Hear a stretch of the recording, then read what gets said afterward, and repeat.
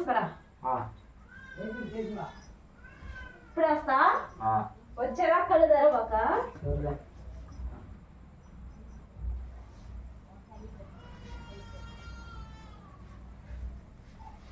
Open చేయండి అది ఇవ్వక.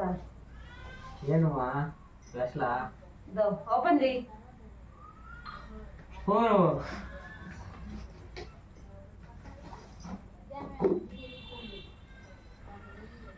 నాకు ఇష్టమైన ఫోన్ ఏదమ్మా. ఏమండి చూడండి, ఇప్పుడు ఫోన్ అయితే ఓపెన్ చేసి చూపిస్తాడు. నేను ఇంటర్లో మంచి మార్కులు తెచ్చుకుంటే గిఫ్ట్ ఇస్తారని చెప్పారండి. ఫోన్ అయితే ఇస్తారని చెప్పలేదు, కానీ నాకు ఇస్తే ఫోన్ ఇవ్వు లేకపోతే ఇంకేది నాకు మంచి గిఫ్ట్ కాదని చెప్పేసి అన్నాడు అనమాట. సో ఇంకేం చేస్తామండి, మంచి మార్కులే వచ్చాయి ఇంటర్లో అయితే. సో ఫైనల్గా చూడండి ఫోన్ అయితే గిఫ్ట్ అయితే ఇచ్చేస్తారనమాట.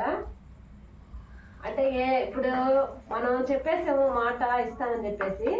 సో దానికోసం ఫైనల్గా ఇంటర్లో మంచి మార్కులు తెచ్చుకున్నందుకు గాను మా అబ్బాయికి నేను ఇచ్చిన గిఫ్ట్ అనమాట. చూసారా, చూసుకో.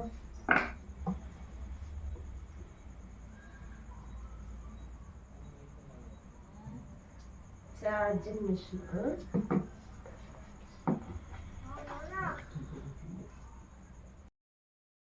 సో ఫైనల్గా గిఫ్ట్ అయితే ఇవ్వడం జరిగిందండి.